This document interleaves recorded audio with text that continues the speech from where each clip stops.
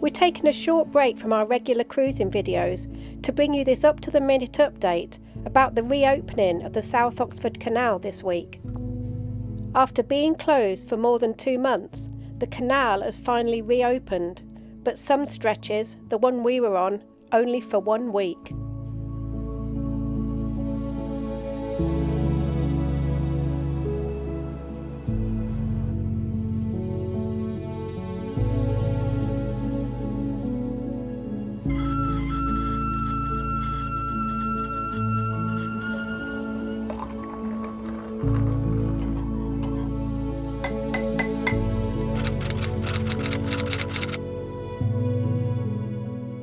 So let's take a look back at what happened.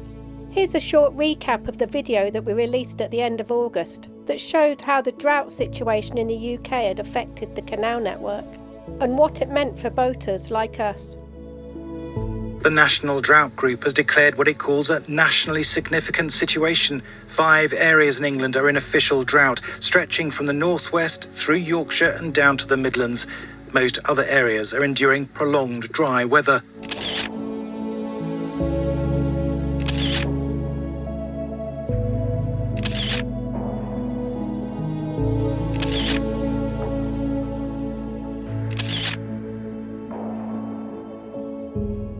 On the 14th of August, all licensed boaters received this email from the Canal and River Trust.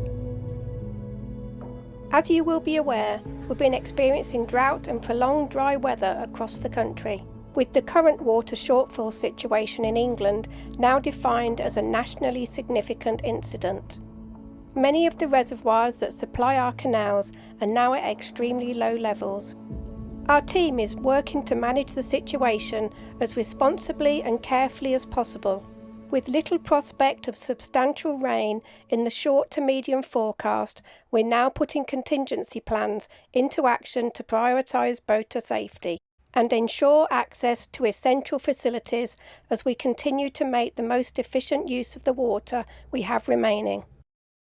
We may soon have to introduce temporary navigation closures on more stretches of the network and install stop planks to conserve water in key areas where boats can remain safely moored. To help you prepare, we strongly encourage all boaters to start making plans now. This includes emptying waste tanks, filling up water and fuel tanks, stocking up on essential supplies, and considering relocating your boat to areas closer to services. Or if you have a home mooring, return your boat to your marina.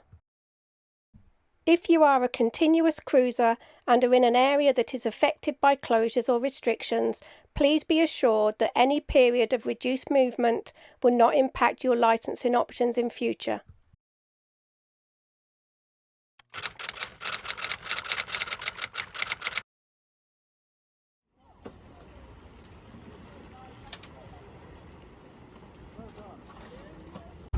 Pop, are you ready to cruise again? Well, we've got a slight change of plan and much sooner than we planned we are leaving Marlow.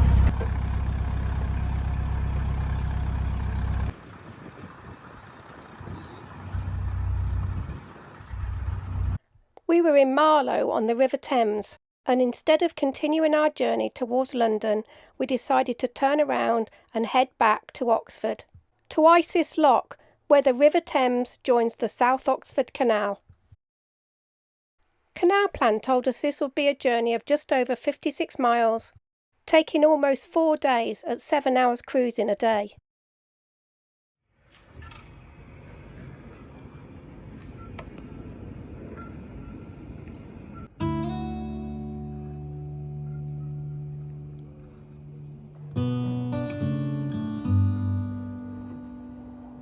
Just going to go on tyres. What time is it?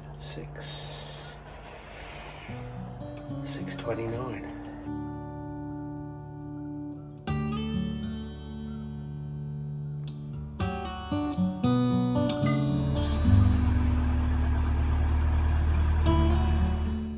On the 15th of August, the Canal and River Trust posted the official closure notice, stating that the locks north of Aynho Weir on the South Oxford Canal would be closing 5 days later on the 20th of August, with no definite time for reopening. The email stated, "If it rains enough to allow safe navigation, restrictions will be lifted. This is likely to require sufficient and prolonged rain over several weeks rather than a sudden, very heavy downpour."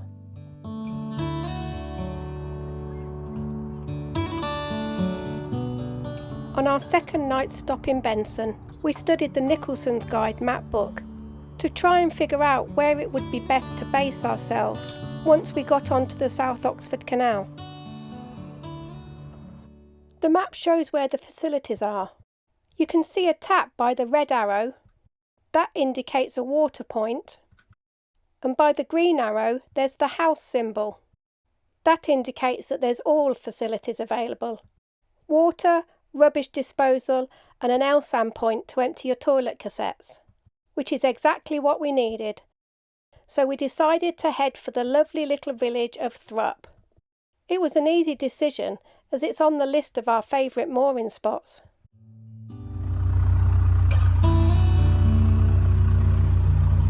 Early start, 6:51. Another good one. Gonna be a long day again, I think.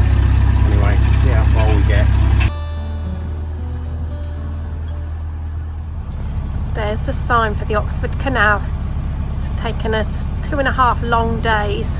Canal plan said 3.5 days, so we've been cranking it and getting up early. But we've made it, just through one lock, then we're back on the canal. Not knowing how long the closures were going to last for, we wanted to make sure we were off the River Thames before winter, an ironically prime flood season.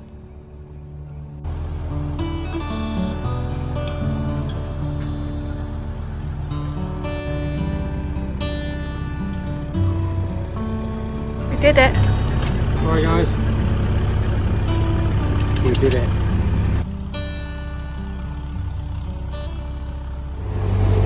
It feels really shallow. It's very hard to steer, and we're crawling along with quite a lot of revs on, so you can tell the canals are down. Oh, that was a big clonk. Yeah, that's our prop. Yeah, it's low. I'm pleased we got on when we did, rather than just wait another week. Who knows what even if we could get back on.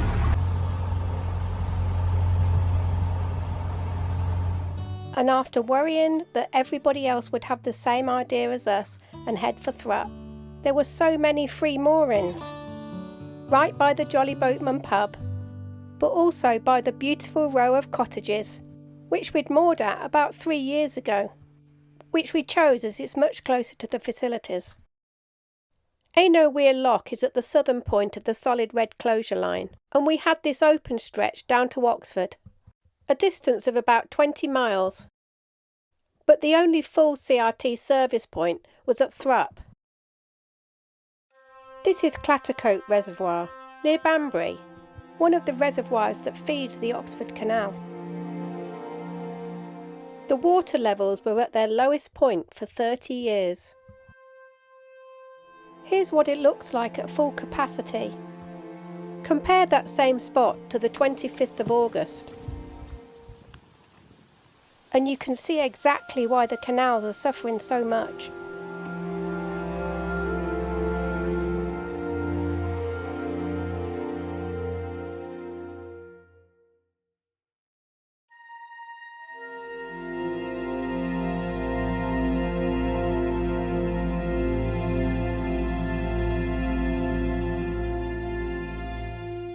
This map shows all of the navigation closures on the canal network on the 26th of August.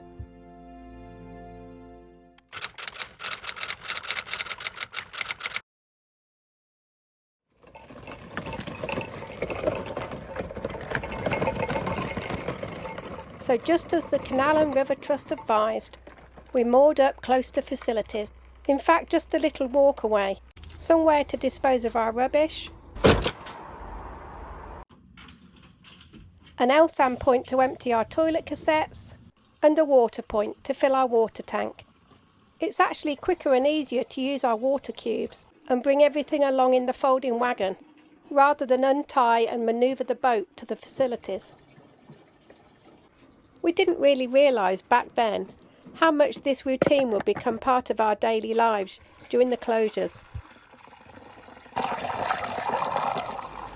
And we never ever anticipated how excited we would be for rain in the UK. Thankful for every drop that could refill the reservoirs.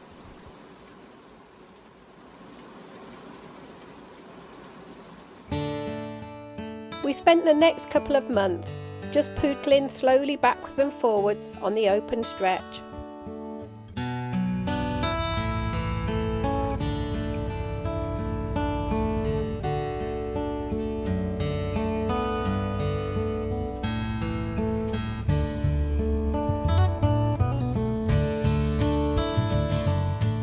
Coming back regularly to use the services at Thrupp. More work for a little while, and then we would be on our way again.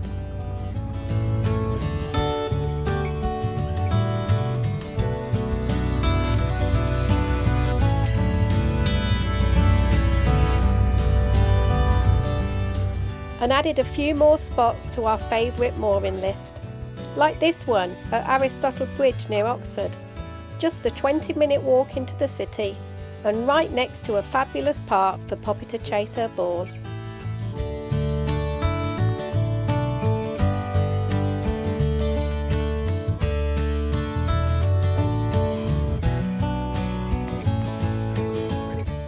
We explored a few more pubs, of course,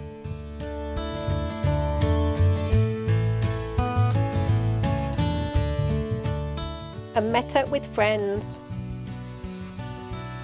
But it was getting really apparent that the canal was filling up with boats, coming off the Thames for winter. And it was getting harder and harder to find mooring spots.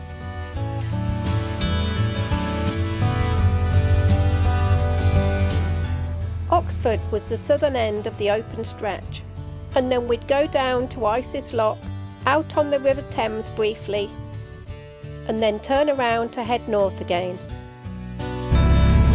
I'll be back.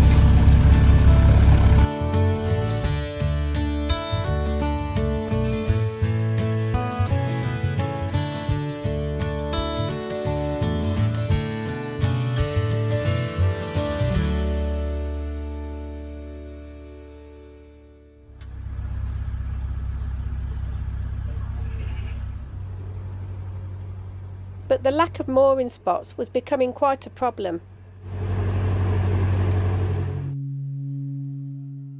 And we were sometimes cruising a lot later than we'd planned, to find that elusive free space.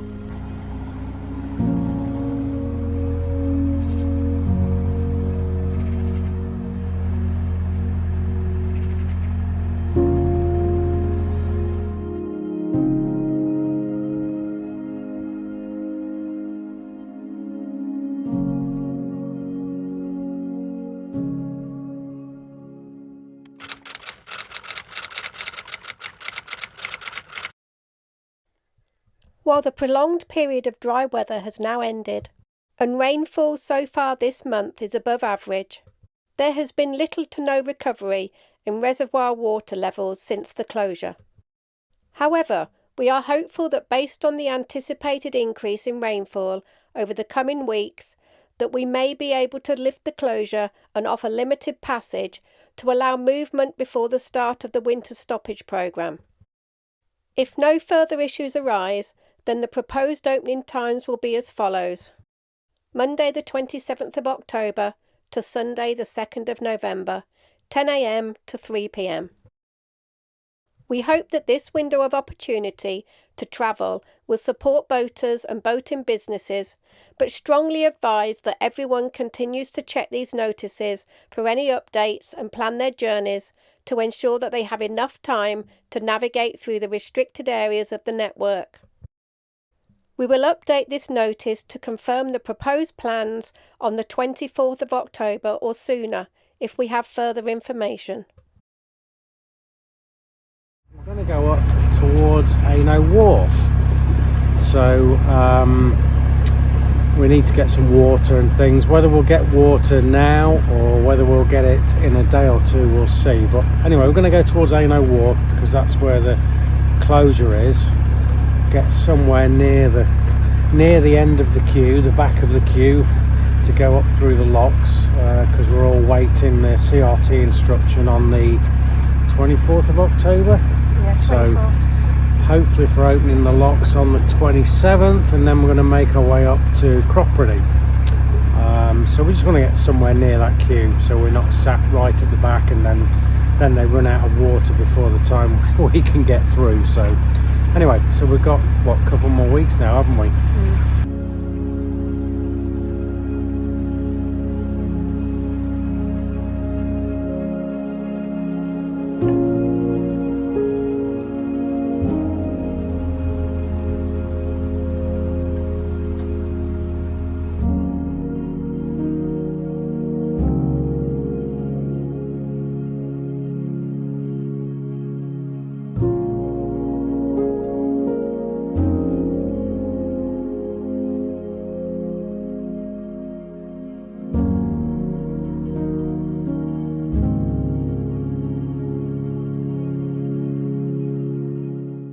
With the fight for spaces, we really couldn't believe that we'd got a spot so close to Aynho Wharf itself, just the other side of the bridge.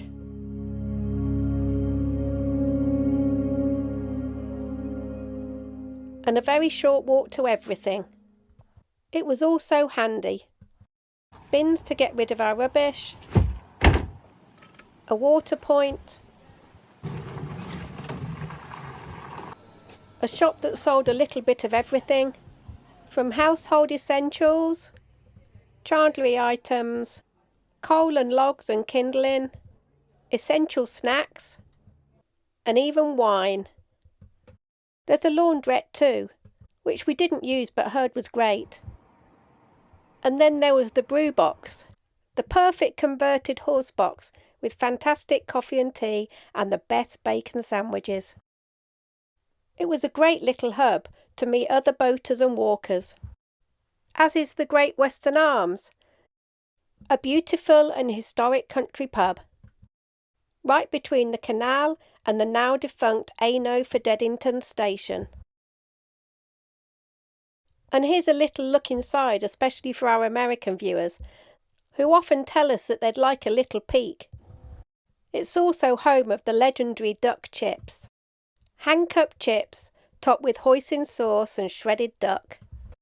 They definitely lived up to the hype from all of our friends. The wharf was the perfect place to be stuck while we waited for the next notification.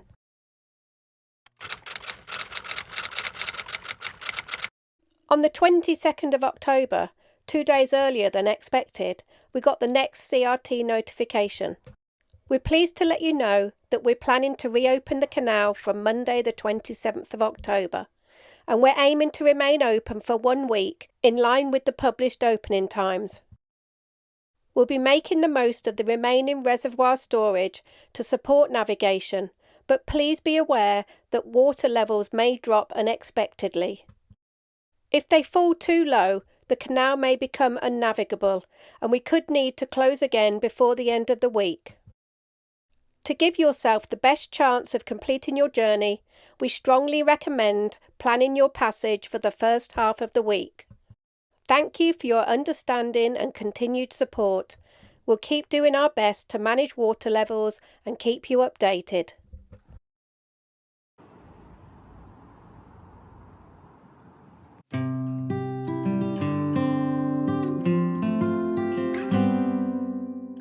So many boaters, including us, had been stuck since the closures in late August.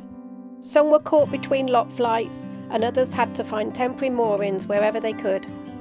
And so many boating businesses were badly affected. It had been a long wait for all of us. When the CRT announced their 1-week reopening, everyone got ready to move.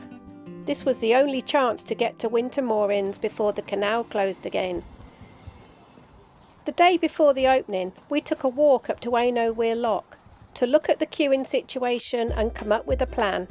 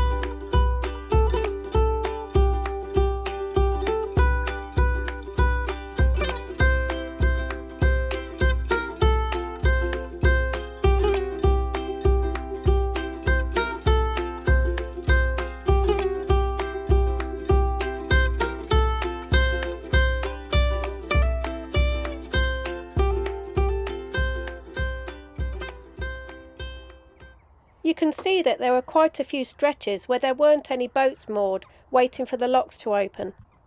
The banks really weren't that stable, with lots of reeds. And there were areas where it was shallow, so you couldn't pull right into the side. So not an ideal place at all to be waiting for the lock. There was also a stretch of designated winter moorings. And we knew some boats that had arrived here that weren't planning on actually going through the lock. But there was a good amount of Armco, and we were wondering how many of the boats actually moored there were planning to make the move. There were some boats moored facing the opposite direction, so it was hard to guess whether they would be actually going up through the locks. And if they did, they'd have to go back to the wharf to turn around in the winding hole.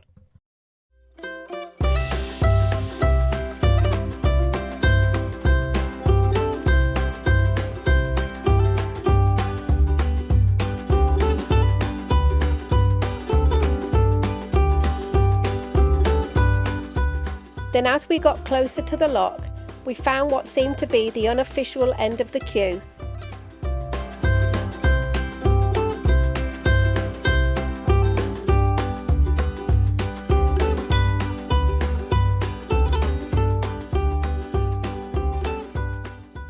Then at the lock itself, there was even one boat in there already. It's a really shallow lock where the River Cherwell meets the South Oxford Canal. And we'd seen earlier in the week that only the top gate was locked shut. While we were up there were boats already on the move to join this queue right up by the lock. We counted 30 boats between us and the lock, but we knew for sure not all of them were planning to go up. And we had no clue at all how many boats were behind us that were also planning their move. We decided to fill up with water one last time. Our neighbours Jackie and Keith lent us their larger containers, and we made the trip with the folding wagon by foot. We'd learnt very early on during the closure that you risk losing your spot if you actually took your boat to the water point. But at least it was only a short walk at Aynho Wharf.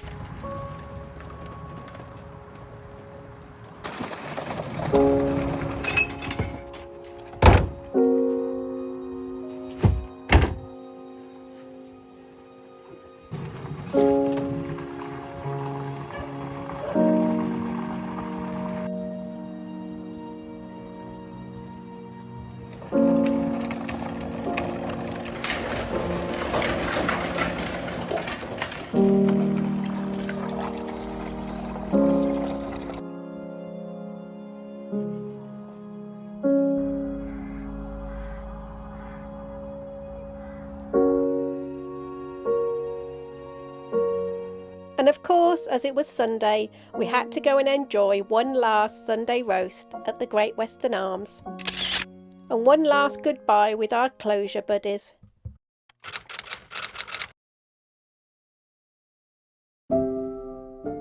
We'd made a plan to leave our mooring at 8 AM to head up to the lock, join the back of the queue wherever that was, and wait for the 10 AM opening. We had no clue what the day would hold. Would it be absolute chaos? Would the water levels cope?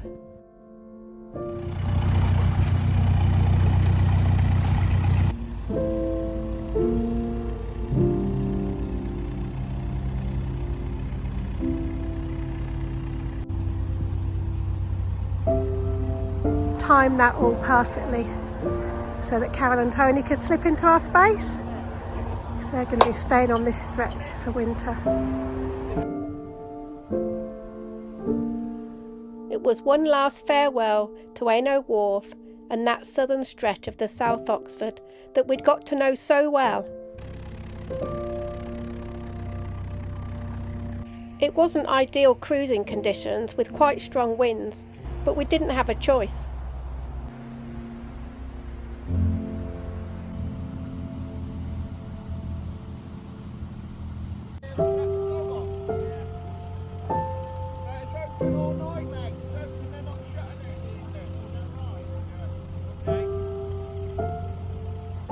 That boater that was shouting to us was letting us know that the CRT had just confirmed that the only locks that would have any time restrictions were the Claydon flight, which was north of where we were trying to get to, so good news. Looks like this could be the end of the queue just here. People are starting to hover. Keep an eye on the timestamps and they'll give you a good idea of how long we had to wait at each lock. We've still got an hour and a half before the lock officially opens, unless they open it before 10. So I'm just going to have a walk ahead to see what's going on and report back to Pete. By my count, we were 13th in the queue for the lock. Hopefully it wouldn't be unlucky for us. Pete put the drone up so we could get a better view and show you too. But there were high wind warnings, so it excused the jerkiness. They were far from ideal drone conditions.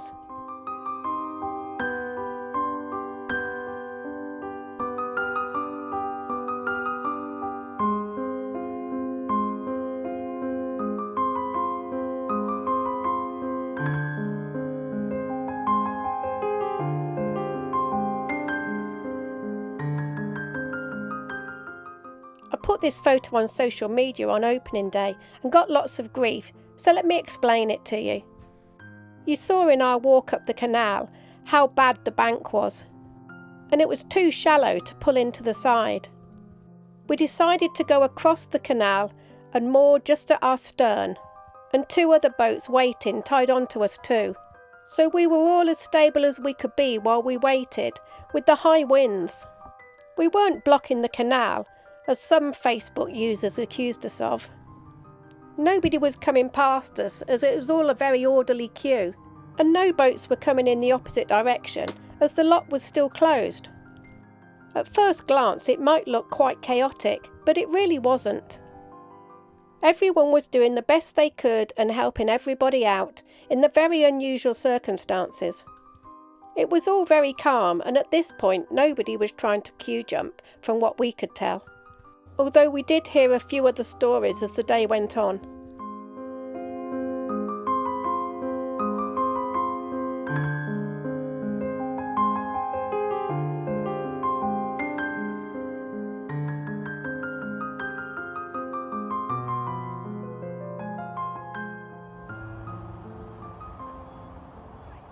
It's 9:35 and the CRT workers have just walked along and told us that the lock's now open. So people are starting their engines and looks like we're on our way.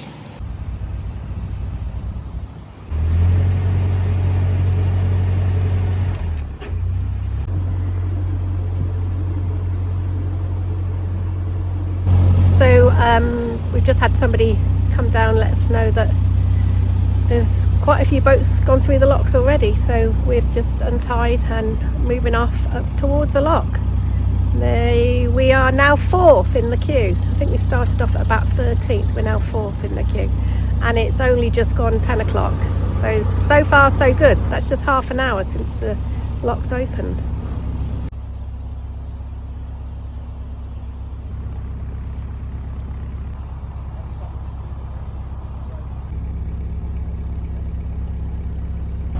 It's been a really good mood this morning. Lots of boating camaraderie and everybody helping everybody else. So this guy's just moving up onto the lock landing so we can pull in and I can hop off with the windlass. Nearly there at the first lock. They're doubling up with 2 boats in the lock where they can, depending on the sizes of the boats, just to speed things on a little bit. It's our turn next after not even an hour of the locks being open, which is really good. It really was all hands on deck to help people get through as quickly as possible. One boater who wasn't moving herself walked 2 to 3 miles up to the lock to give a helping hand.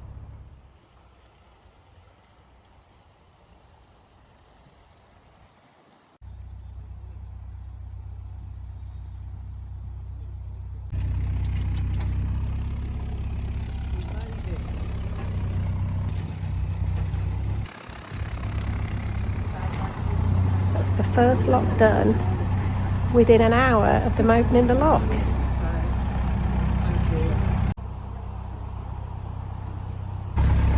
First lock done. Hurrah!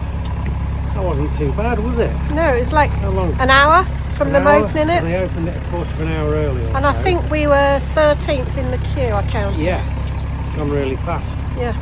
So we are now at Nell's Lock, and there's a bit of a boat jam going on here. So we're just having to wait a bit. The first boat we've seen coming in the opposite direction, they've been stuck about King's Sutton Lock, she just said. There's a boat coming down, so we're trying to get out of the way so that they can get through.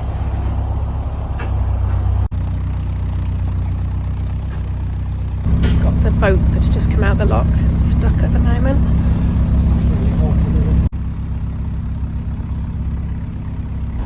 It's really shallow and we're all just trying to do our best to help everybody. Alright. Yeah, how about you guys? Are you free at the back? Yeah, I think we're alright. Okay.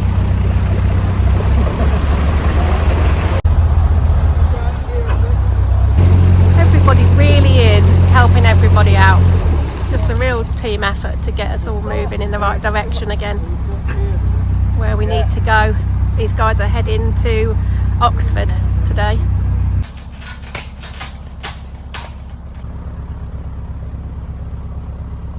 This pound is really low and the CRT are a bit concerned, but apparently the rest of the pounds are doing okay at the moment.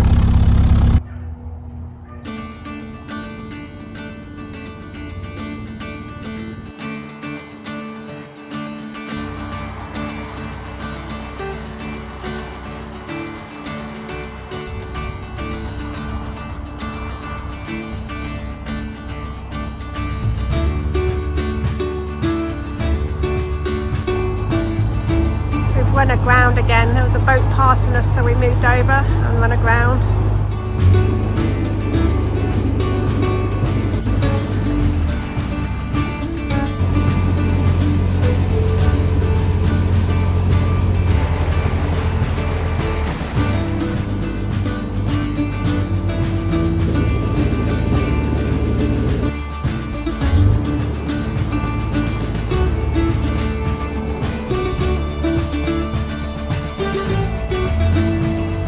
Scraping along, aren't we?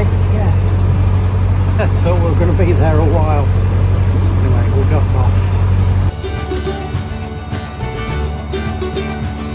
Just approaching the queue for King's Sutton Lock now. starting to see more boats coming down the other way too.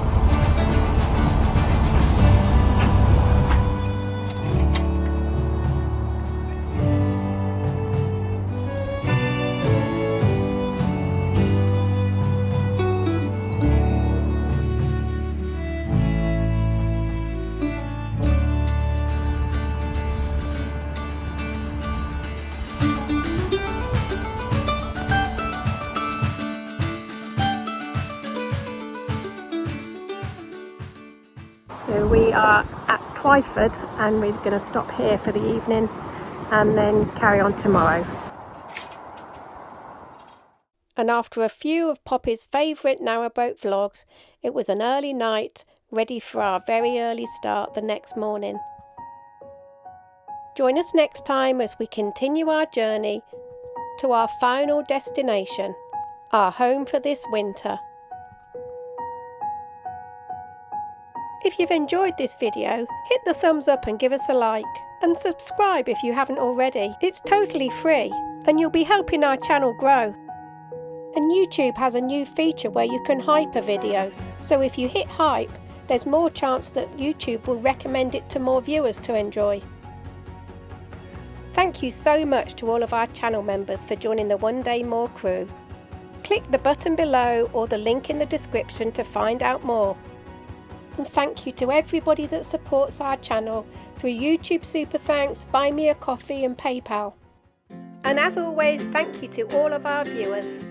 Leave us a comment, we love to hear from you, and promise to reply to everyone. When I stayed home, I need you on my fire.